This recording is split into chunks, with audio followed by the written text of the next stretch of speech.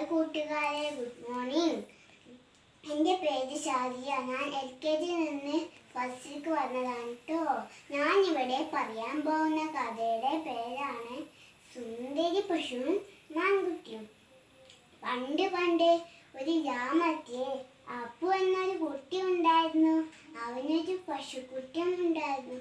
സുന്ദരി എന്നായിരുന്നു അവളുടെ പേര്.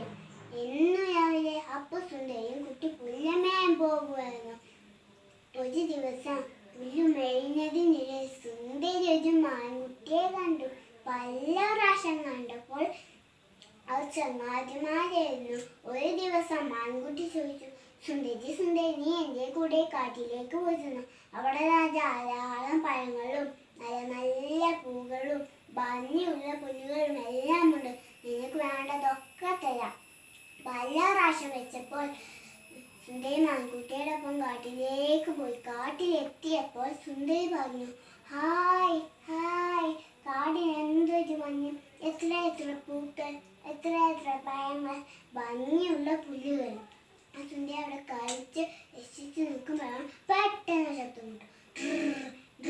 സുന്ദരി പേടിച്ചു പോയി. സുന്ദരി ചോദിച്ചു, മാൻകുട്ടി മാൻകുട്ടി, എന്താണ് ആ ശബ്ദം? മൃഗങ്ങളൊക്കെ പേടിച്ചോടുന്നല്ലോ. ഓട്ടത്തിൽ മാൻകുട്ടി ഓടാൻ തുടങ്ങി. ഓട്ടത്തിൻ്റെ ഇടയിൽ സുന്ദരി മാൻകുട്ടി പറഞ്ഞു, സുന്ദരി സുന്ദരി ഓടിക്കോ, കാട്ടിൽ രാജാ സിനിമ വരുന്നുണ്ട്. സുന്ദരി പേടിച്ചോടി. ഓട്ടത്തിൻ്റെ ഇടയിൽ സുന്ദരി ചോദിച്ചു, നീ കാടിനെ കുറിച്ച് പറയുമ്പോൾ അവിടങ്ങളെ കുറിച്ച് ഒന്നും പറഞ്ഞാലോ, അതെന്തേ? എനിക്കൊരു കാര്യം മനസ്സിലായി. പരിചയമില്ലാത്ത കൂട്ടുകാരെ പെട്ടെന്ന് വിശ്വസിക്കരുത്. ഇതും പറഞ്ഞ് സുന്ദരി വീട്ടിലേക്ക് ഓടിപ്പോയി. പാവം സുന്ദരി മാത്രം എൻ്റെ പഠിക്കാൻ നിൽക്കുന്നുണ്ടായിരുന്നു.